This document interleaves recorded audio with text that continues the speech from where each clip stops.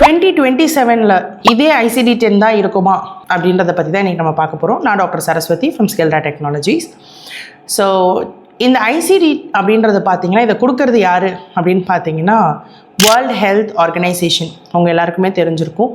So இதை அமெரிக்காவில் adapt பண்ணது. ஸோ உங்கள் எல்லாருக்குமே தெரியும் இது சேஞ்ச் ஆகிட்டே இருக்கும். ஸோ ICD 9, 10 அடுத்து 11 வரப்போகுது.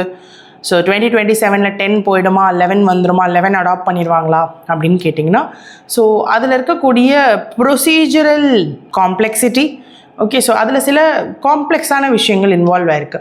So that is not too easy அப்படின்னு தான் சொல்லணும்.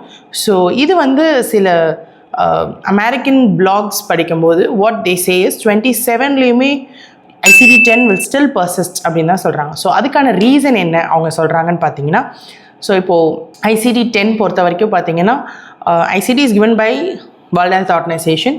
ஸோ ICD-10 ரிவிஷன் அப்படின்னா இது அமெரிக்காவில் அடாப்ட் பண்ண ஒரு ரிவிஷன். இப்போ வரைக்கும் அதுதான் ஃபாலோ பண்ணிகிட்டு இருக்காங்க. ஸோ ICD-10 பொறுத்த வரைக்கும் ஜென்ரலாகவே இது அடாப்ட் பண்ணது யார், இதில் ஏதாவது சேஞ்சஸ் கொண்டு வரணும், கம்ப்ளீட் கோட் செட்டுமே சேஞ்ச் பண்ணணும் இல்லையா.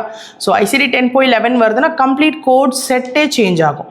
ஸோ அந்த கோட் செட் சேஞ்ச் ஆகணும்னா இதை யாரெல்லாம் அப்ரூவ் பண்ணணும் அப்படின்னு பார்த்தீங்கன்னா American association for physicians. Okay, so American physicians association along with CMS and along with WHO. So இவங்க எல்லாருமே டுகெதர் சேர்ந்து அப்ரூவ் பண்ணாதான் நம்மளோட ICD-10 ICD-11 மாறும்.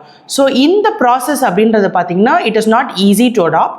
ஸோ இது அமெரிக்கன் பார்லிமெண்ட் அப்படின்னு சொல்லப்படுற காங்கிரஸ். ஸோ அமெரிக்கன் காங்கிரஸில் இந்த பில் பாஸ் ஆகி எல்லாரும் அக்செப்ட் பண்ணி அதுக்கப்புறம் தான் இந்த ICD-10லேருந்து 11க்கு மூவ் ஆன் ஆக முடியும்.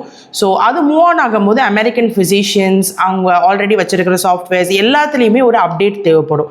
ஸோ இந்த அப்டேட் அப்படின்றது it's not that easy. So இந்த அப்டேட் எடுக்கிறதுக்கு இட் வில் டேக் டைம்.